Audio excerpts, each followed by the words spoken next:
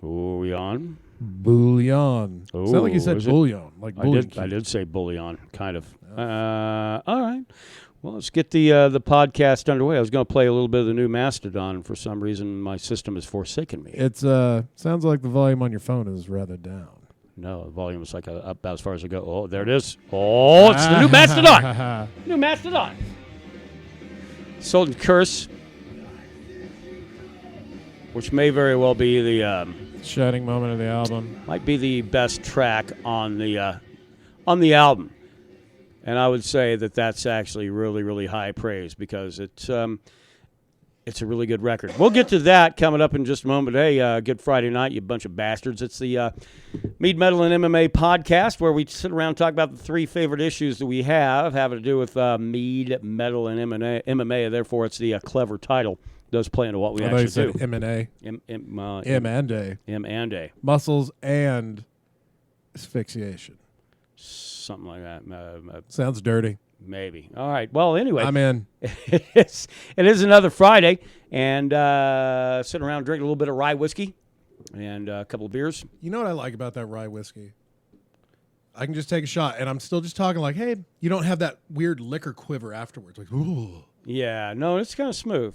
Now, that's one thing Bullet has always sold itself on, and I will say that I've tried to like Bullet bourbon or any bourbon. Right. Maker's Mark, I love the story behind that shit.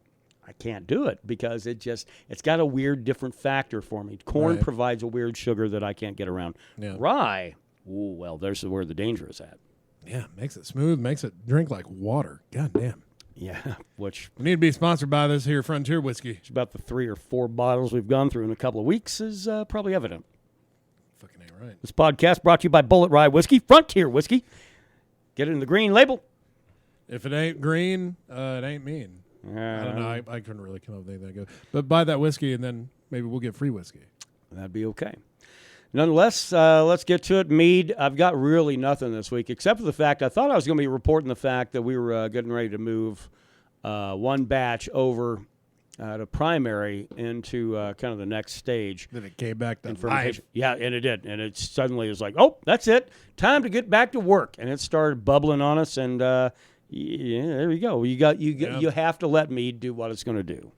Yeah, we don't dictate when it's finished. It lets us know. That's exactly right. But what are you going to do? It's so there we go. That's going to get pushed back a little bit.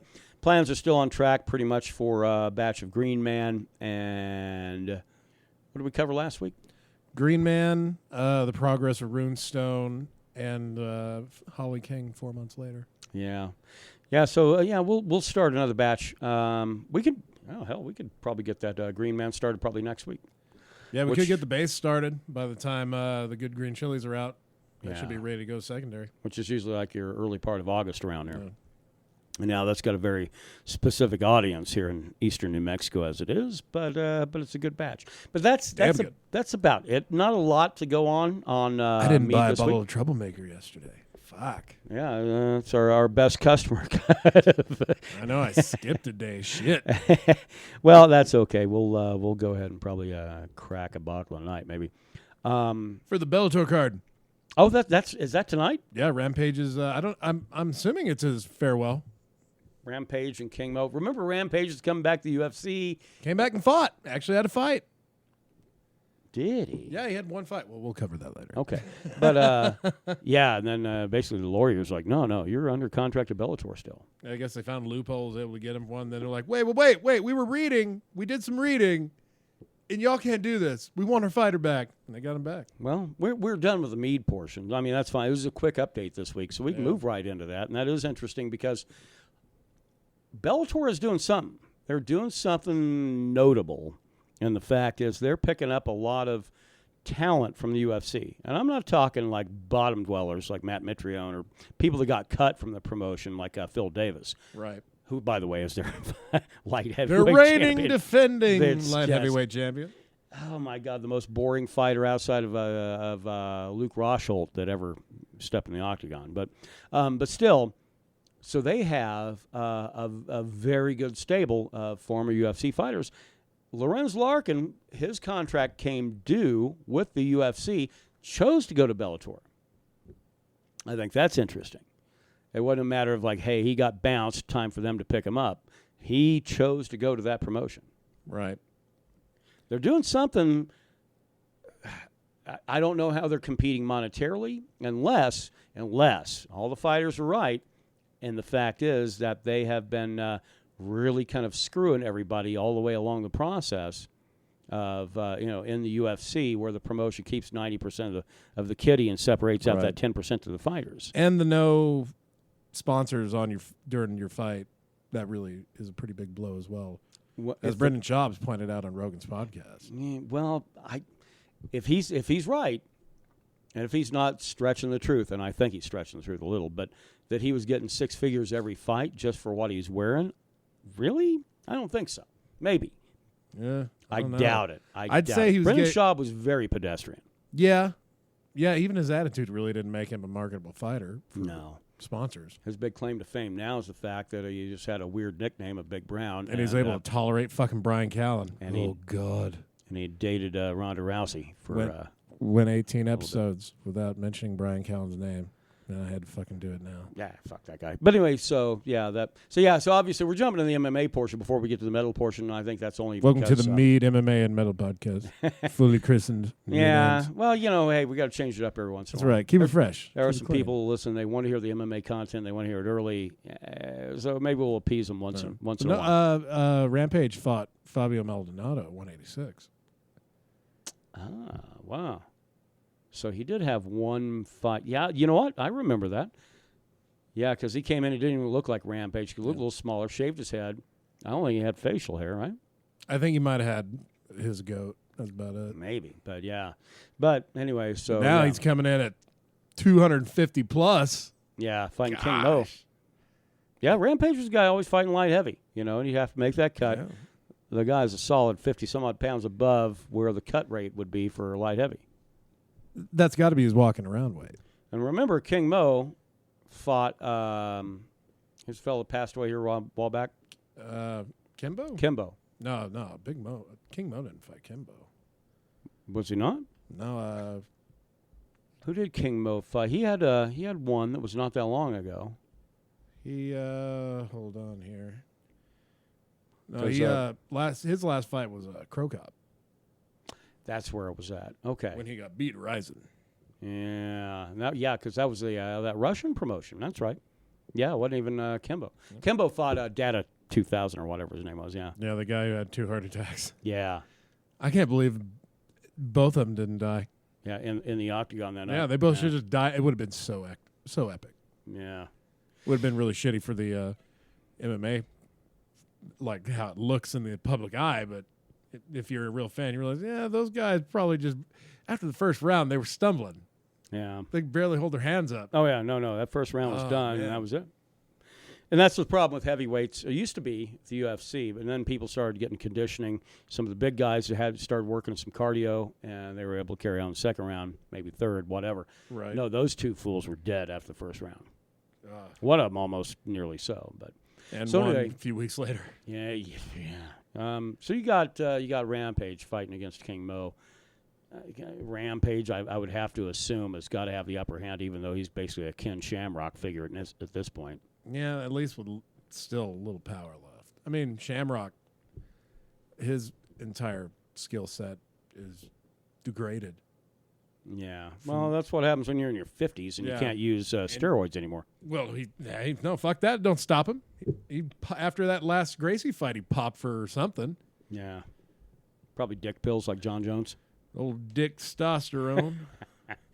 Is there anything else even on that card that's on tonight that we dude, I'm looking at the names on this card. None ring a bell with me. Well, and there's probably a reason behind that. Bellator is getting ready to do a pay-per-view coming up. Oh, 180? Maybe. Yeah. But I saw the... But yeah, it's a pretty big one. Justin Wren was talking about on Joe Rogan's podcast about some of the fights that are going on that one, because that one, I think he is on that one himself. And that guy's an interesting figure. I mean, I don't care what the promotion is. Justin Wren's an interesting guy. But anyway... it's strange. If this is how the fight card will play out, right now there are 4 fights. 2 title fights. 4 fights and 2 title fights? 4 out of the 4, 2 are title fights: the lightweight title fight and the welterweight title fight with Larkin. It's just such a weird circus. Well, but here's the thing: those come on before the Fedor Mitrione fight and before the Son and Silva fight. Well, but That's Bellator telling their champions, you don't mean shit. Don't you think in some ways the UFC is in the same boat in many ways? At least they know to finish the night with a title fight if they fucking have it. Yeah. I mean, that's why Miesha Tate got to headline 200. Maybe the paradigm might be changing, though. Oh, and Miesha Tate got beat up. Well, that was unfortunate. But do you have to have a title fight to close it out? I mean, or do you just have your biggest stars? If your fight card has a title fight on it, it should end the fight. It should end the night. Well, look at when Conor was fighting Nate Diaz. That wasn't for title. Yeah, but there was no title fights on that card. Yeah. I don't know. I'm just saying, if your card has a title fight on it, it should close the night out. Well, the interesting thing is, coming up, the UFC does have a pretty big one on the way a week from tomorrow, April 8th. Do you feel the ground rumbling? I don't know. I had to represent. I'm wearing my Rumble shirt tonight. I know. I'm jealous. Yeah. I got to tell you, he is my favorite fighter in the UFC. Now, is he going to make some adjustments? I think so. Because if you recall, he went out and fought Cormier about the only way he could on short notice. Yeah. He's supposed to fight John Jones. Let's not forget. Anthony Rumble Johnson was supposed to fight John Jones at one of those UFC events way back. And that's when Jones ended up running into a pregnant lady in her car, and he had to run away from the scene, run back, grab his money and dope, and run away again. Yeah, but didn't get his pipe. You grab your dope but not your pipe? Come on, John. You can't have one without the other unless you got a Coke can or a piece of fruit laying around somewhere. And little ghetto information from Brandon there. Well, it's Burke, man. But that was when that fight was supposed to go down. That was supposed to go down a few weeks later. I don't think Rumble would have taken that fight had they not have stripped John and said, this is for the belt. Yeah. He would have said, fuck you, I'm waiting and see how this all plays out. Yeah. Just like he did with Cormier. And the promotion did. They put the pressure on him, said, you got to take this fight. So he ends up training for fighting against John Jones, one of the most preeminent strikers in all of MMA. And they put him against a guy who is not a great striker. Yeah. I mean, don't get me wrong. DC's got heavy hands, but he is a wrestler. They're hands that lead to takedowns and ground and pound. Exactly. So he had to come out and burn his whole gas tank in that first round just trying to knock him out. Yeah. Which is the smart way. If you're Rumble Johnson, that's worked a lot of times. Do you think his stamina would have come into question if he had fought Jones? Because Jones would have taken him into deep water as well. I just think the way the setup of the fight went, and that is that DC was going to be putting pressure on. Now, you don't want to be getting taken down. You don't want to be on your back if you're a Rumble Johnson. Right. I mean, I've seen him fight very measured fights before. A couple of fights ago when he'd had, and I don't have my information. I was going to say, I don't think I've ever heard Rumble information called device measured. in front of me. Actually, when he fought Jimmy Manuwa, that was a little measured. He wasn't running right in. He wasn't just throwing and going. It was a little bit measured. There was some strategy that was involved. Right. And we've seen him do that a couple of times. Now, granted, a lot of times in his career, like if you're Glover Teixeira, you just don't even see it coming, and that fight's over in 20 seconds. Yeah. No shit. So, I mean, that's the whole thing. How is he going to approach DC this time? Well, the handy thing is at least he has a camp that he can prepare for a wrestler. And I'm not saying John Jones isn't a wrestler. He is. He's one of the junior college national champion or whatever. Right. As I like to point out, well, never D1, never D1. It doesn't matter. D1's a little overrated as it is. As we can see, John Jones out-wrestled the wrestler, at his fight. Right. January of 2014, 15. But I don't know. How does Rumble come out in this at 210? UFC 210, I think, is going to be an interesting fight night. I think the guy has to preserve his tank, but he does still have to land some of those vicious hits. But he needs to look at throwing some kicks as well. Right. I mean, some of his most dangerous stuff, we talk about his hands all the time. He has got a devastating left kick to the head. Every appendage he has, you need to be worried about. Yeah. Every single one. So it's going to be fun to see exactly how he prepares for the fight. if DC isn't making some kind of adjustments on how he needs to go about fighting this guy, if he thinks it's going to be the same fight as the first time around, we're going to have a new light heavyweight champion. I think that's what we need. All right. Not a big Cormier fan. Obviously we have another podcast to go before we get to 210, but that's just a little quick analysis on that one, on the main event. I mean, is there anything else on 210 you want to talk about? Oh, gosh. Co-main, I think Gegard's going to make full out of Weidman, and Weidman is going to go Bellator way. Gegard Mousasi taking on Chris Weidman might be, honestly, the more interesting fight of the night, only because of the fact that he's known as being a very technical fighter. That's what he's known as. You start looking at his record, he's not putting fools away by decisions or really classy, weird submissions. He's flat coming out, dropping folks, and submitting them then. Yeah. I mean, he has that whole thing laid on him of being a European fighter, and that he's very, very technical. Yeah, he is technical, but man, he will put fools away. He has the ability to do it. I mean, ever since the Uriah Hall fight, 3 of the 4 fights have ended by dudes going to sleep. Oh, yeah. Including the rematch with Uriah Hall. Sure. It's good to see him get a little bit of vengeance for that. And that's why, they remember they'd offered Rumble Johnson, it's like, well, you could fight him for the interim. And Rumble's like, no, there's an interim belt doesn't mean anything. Yeah. There was nothing for him to be gained. I mean, no. You fight Gegard Mousasi, you're really, really kind of taking a lot of chances. If you don't have to fight the guy, don't fight the guy. But unfortunately, at 210, somebody's got to fight him. You'd be like, hey, why don't you just fight Jacare, on 2 weeks' notice for the belt? How about no? Yeah. Yeah, no, that's going to be probably maybe the most understated fight of the whole night, and this is the co-main. So, yeah. You got Will Brooks on the card, former Bellator guy. Oh, that's a recent signing, right? He just came over. He's had one fight. He's had 2 fights. 2. I think he won his debut. Wasn't in very spectacular fashion.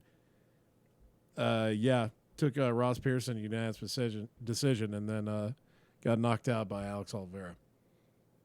Well, he might very well be that. But that was a fight that Oliveira missed weight and was being a dick. Oh, right, yeah, and then he talked a bunch of shit about it. Yeah, you can't miss weight. Making weight is really one of the things you have to do. Yeah, if you can't do it, then it really doesn't matter what happens the next day. Because you did that, you fatty, but you got to make weight. You have to make weight. Got in, got the win. So, yeah, congratulations, cheater. You got the catch weight. Yeah, exactly. I mean, enjoy the victory. Be like, yeah, it's a little bit of a tainted victory, but a victory nonetheless. Yeah. Gosh, I don't know. We've been talking MMA for about almost 15 minutes. You want to talk about metal a little bit? No. All right. I don't want to. I want to go to bed. Hey, Mastodon cranked out the new record today, Emperor of Sand. Yay. Yeah, it is good. It's good. Parts of it are fantastic. Yeah. Don't go bullshitting people about that. There are some parts that are great. The whole record. It fluctuates from great to good.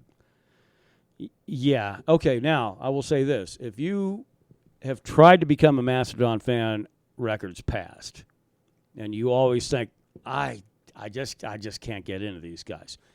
I get it, and I understand. What they've done this time around, they're a little more, they've broadened their appeal a little bit. Sure. Open it up to maybe a broader audience. Yeah. One could say maybe too much. And a lot of Mastodon fans will say that. Oh, these guys just put out a record or a radio-friendly record, Right. Maybe.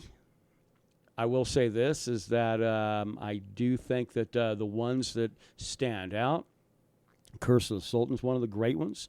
Andromeda's fine. There are some pretty good ones that they have come out with. But the problem is the ones that are really, really good, they released prior to. It's just like when you see a trailer for a movie and then you go to the movie and you realize, holy shit, they put all the great shit in the trailer. The rest of this movie it can't support that. I mean, there are some arguments against that. Scorpion Breath, the second to last track of the record, is pretty jammy. Here's the problem I have, though, is they hit a groove, and I start going, man, I dig. And then immediately, as soon as it really occurs to me it's good, they change. Yeah. It's very proggy in that way, very prog rock like, and that they kind of suck you in, but they certainly leave you wanting more. But they do it every couple of minutes. Yeah, some might say too much. Yeah, well, way too much. Jaguar God at the end of the album, the last one, is it's fine. It's a good bookend. Starts a little weird, but it does evolve into something that's very interesting. All in all, I would say, look, if you're a fan of that particular grade of metal, as it were, it's worth a buy. Did we get your hopes up? Yeah, we might have, because our hopes got raised pretty highly because Curse of the Sultan came out, and we were, it blew us away. Curse. Sultan's Curse blew us away a little bit. It was amazing, and but it was like hearing Hardwired to Self-Destruct. We're like, holy shit! But it did kind of evolve into something that's. I will say that Show Yourself is catchy as fuck. That fucking line just gets stuck in your brain. Sure. Sometimes it's pleasant, but sometimes it's really not. I find myself humming it from time to time, even when I haven't heard it. Yeah, no, they'll get. They're probably going to get a lot of radio play on that one. I'm pretty sure. And is that one of the goals behind it? Probably not. This has never been a band that tried to get themselves. Yeah. This was a band that people thought was going to be the next Metallica. That's obviously a bit of a stretch. Yeah, they took a left turn. Yeah. Well, because a lot of the previous two that I heard had a tendency of getting boring and very repetitive. Yeah. This one, they changed it up a lot. They address if that was the thing, if that's what held you back from listening to Mastodon before, you might want to give us a listen, because they've moved on beyond that weird thing to where every track starts sounding the same as the last track. There actually is some differentiation. Is it great differentiation? No, but it is still, you can listen to it. You know that they have, and I didn't realize they had 3 singers, right? Yeah, they have both guitar players and the drummer sing. The drummer, by the way, I'm not even talking about vocal talent. He's the thing. He's the glue that keeps this whole band together. He's got some real good skills and changes up kind of the approach on a lot of things, especially when they do a little bit of a bridge smack in the middle, or any kind of anything that gets themselves off the beaten path a little bit and returns them right back. He's really, really good at that. Time signatures they change up quite a bit, to the point where it does sound a little proggy at times. It really does, based on that fact. But hey, if you've got skills, why not use them? And while this album might not make me a huge Mastodon fan again, I am a huge fan of Brent Hines, the man with the tattoo on his face. Well, the other weird thing is, too, and you and I caught the documentary on this album, and it's about cancer. Well, I know it impacts everybody's life. It's there in the daily grind that we all have. But I don't know that if I want to hear a band's first concept album being purely about cancer. Well, I don't know. I don't know what my stance is on that. I think if you can do it well, then fucking do it. That's the catch-all, is because you have to do it well. And it's fine. It's a good album. It's just I kind of wish I didn't watch the documentary at this point, because I would like I'd like to be able to interpret it differently, because I kind of thought I did have a different interpretation. When a band goes and tells you what something is about, then there was their intent to do a concept album, and they got to let you know what their concept is. No, that's not true. Look at Pearl Jam. Almost everything that they did. Look, they won't tell you what the song Black is about. They won't tell you what what Vitalogy is truly about. But you know what Jeremy's about. No, you do. But leave it to the listener to appreciate the song. Well, 10's not a concept album. But I mean, I'm looking beyond 10. I mean, off of Verses or off of Vitalogy. Well, none of those are really concept albums. No, they're not. But the individual songs upon them have a very clear statement to a listener. Is that what the band meant? Who knows? They wouldn't answer that question. Right. Eddie Vedder won't answer that question, because in his own words said, let the fan be able to figure out what the song's about, and whatever that person comes up with, it's like, this song, this is what it's about. Hey, guess what? Feather in your cap. You're right, even if that's not what the band meant. But if all your songs have a common thread, then you kind of got to let it be known. Man, I got to tell you, I've listened through that record a couple of times now, and I don't know that I can recognize a thematic. I have, like, lyrically, it's still kind of hard to take in, you know? Yeah. Because there's a lot going on at all times. Sure. I mean, and switching from 3 drastically different vocal stylings, that's one I'll have to listen to several more times, really just to listen to the fucking vocals. Well, and people that know us know that we're going to listen for something that's a little bit more of a drone anyway. It's going to be like Paul Bearer. If we go old school, it's going to be Black Sabbath or maybe Uncle Acid or something like that. It's going to be something that's generally a little more droney. Yeah. And Mastodon changed it up. They changed it up a lot, and I appreciate that. But sometimes the changes fall a little flat. Yeah. It really makes me kind of just want to go back and listen to Blood Mountain, which came out like 10 years ago. Yeah. Well, I don't know. You got anything else we need to add here before we start wrapping some things up for this week? That banger gal from Banger. The banger gal, that ginger banger gal from Banger who did that fucking review of Heartless. Oh, by Paul Bear, yeah. Yeah. Her statements on Plea for Understanding are still stuck in my craw. She kind of gave a review that we agreed with on almost everything except the final track on Paul Bear's new record. Yeah, she said saccharine. I don't know if that's right. Is that the right word used, or saccharin? So you mean the artificial sweetener? Yeah. Yeah, it's not saccharine, right? No. Okay. Well, she made up a word then. I don't hear any fake sweetness in that song. No. That might be my favorite Paul Bear song of all time. Maybe. Yeah. I mean, Ashes is maybe my favorite ballad, but as far as favorite solid song, top to bottom, where a band displays everything that's worth listening to about that band in one song. It's a resume. It's their resume to the world.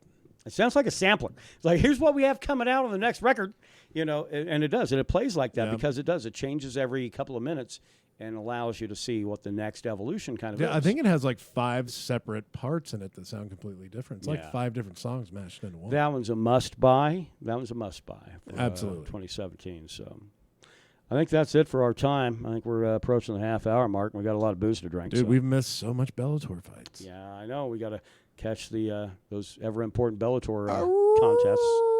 I hope Rumble wins. Well, the handy thing is we're going to have another chance to talk about 210 coming up. So. And yeah, by the way, still not happy about the whole Winterson thing. That's all I'm going to say about it. Oh, that's right. Yeah, I forgot we were like going on measured weeks on this. Their Indiegogo thing ends in like 7 hours and up over $400,000. I'm done bitching about it because it's happening. They're going to get their way. Fool and his money are easily pardoned. I'm tapping before they break my heart. My heart's tapping. Yeah, it's fine. I wish every band the best, but man, those guys are they're certainly a different crowd. But well, go support real bands. Go buy the new Paul Bearer. Yeah, absolutely. That's what we would recommend. All right, well, folks, or Mastodon. Go buy a new Mastodon. I mean, Emperor Sand. That'll probably be on Billboard. I'm sure it will be. Oh yeah, absolutely. Hopefully, Paul Bearer will be as well. Elder's got a new one coming out this year, so we can be happy about that. But all right. That's it for the podcast this week. Go out and rock on. Watch some MMA when you get a chance. Drink a little mead. Do what you got to do. I love you all. Later.